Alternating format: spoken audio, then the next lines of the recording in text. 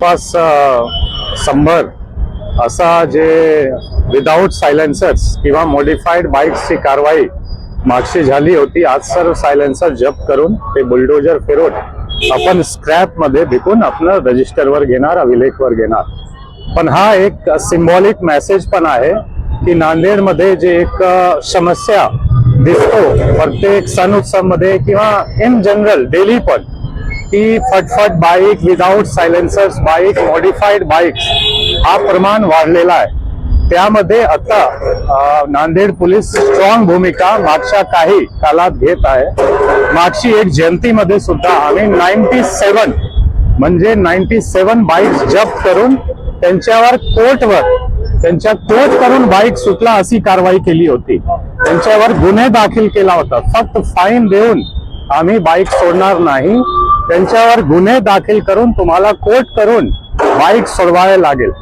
तो एकंदरीत असा की नांदेड पोलीस आणि सीटीबी वजीराबाद आणि सीटीबी द्वारा हा विदाउट सायलेन्सर मॉडिफाईड बाईक्स किंवा विदाउट नंबर प्लेट बाईक्स यांच्यावर थोडा आम्ही जास्त कठोर भूमिका घेणार आणि आम्ही आवाहन करणार प्रत्येक बाईक ऑनर्सला, तरुण पिढीला, की तुम्ही असा विदाउट सायलेन्सर बाईक्स जे धोकादायक आहे तुमच्यासाठी सुद्धा आणि आजूबाजूचे परिसर मध्ये सुद्धा एक सेन्स ऑफ डिसऑर्डरलीनेस किंवा सेन्स ऑफ लॉलेसनेस असा जे दाखवतो, यावर आपण कंट्रोल करू. तसेच जे पालक आहे, गार्जियन्स आहे, पेरेंट्स आहे, त्यांना पण जास्त लक्ष देण्याची गरज आहे की आपण जे ज्युव्हेनाइल्सला, मायनरला बाईक देतो आणि मायनर मॉडिफाईड करून बुलेट्स असो किंवा मोटरसायकल चालवतो, आपण हा प्रमाण नांदेड सिटीमध्ये आणि तालुक्यामध्ये कमी करू.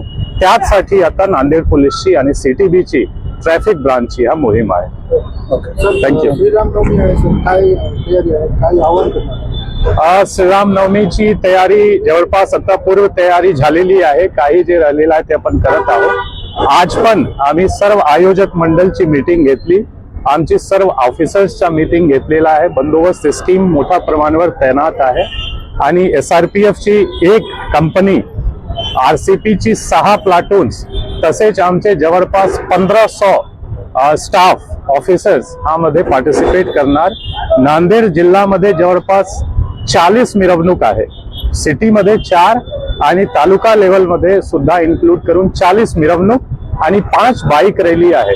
तो सर्व ठिकाणी आम्ही लक्ष देणार. सिटीमध्ये मोठ्या प्रमाणावर आहे तो इथे जास्त बंदोबस्त, जास्त तयारी आम्ही ठेवणार. थँक्यू.